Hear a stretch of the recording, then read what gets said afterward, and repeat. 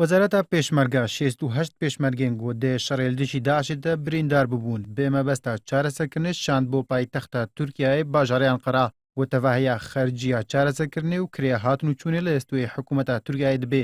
Wezareta pêşmerge wek xerciyê qasem milyonek û 250,000 dînar pêşkêşî her birîndarekî kiriya. Birîndar ji aliyê lijneya pizîşkî a Wezareta Pêşmerge ve hatîne destnîşankirin. Rêveberê pizîşkî li Wezareta Pêşmerge dibêje heyan ha zêdetir ji 9,000 pêşmerge li şerêlêdîjî Daişê birîndar bûne. ماوەیەکی درێژ بوو ئێمە نەمانتوانی بوو هیچ پێشمەرگەیەک ڕەوانەی دەرەوە بکەین.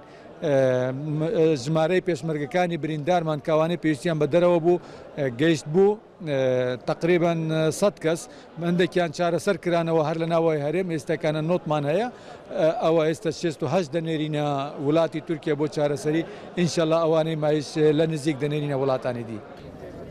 Konsolê Tirkiye lê herêmê amaje bû yekê dike ew berdewam dibin li şandina pêşmergeyên birîndar bû Tirkiye û got jî di dema derbasbûyî de çendîn pêşmerge bê mebesta çareseriyê şiyane Tirkiyeyê û hin caran bê vîza û pasport. ئێمە وەک وڵاتی تورکیا چەند جارێک هاوکاری هێزەکانی پێشمەرگەمان کردووە.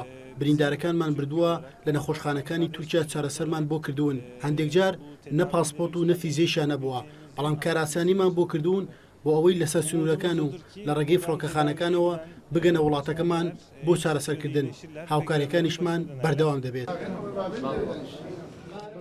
Pêşmergeyekî birîndajî dibêje lijneya pizîşkî jê re gotiya pêtviye ji bo çareseriyê serdana Almanya bike. Lê Wezareta Pêşmerge jê re gotiya bi jê ber rewşa dereyî rênadin bo Almanyayê bêşandin.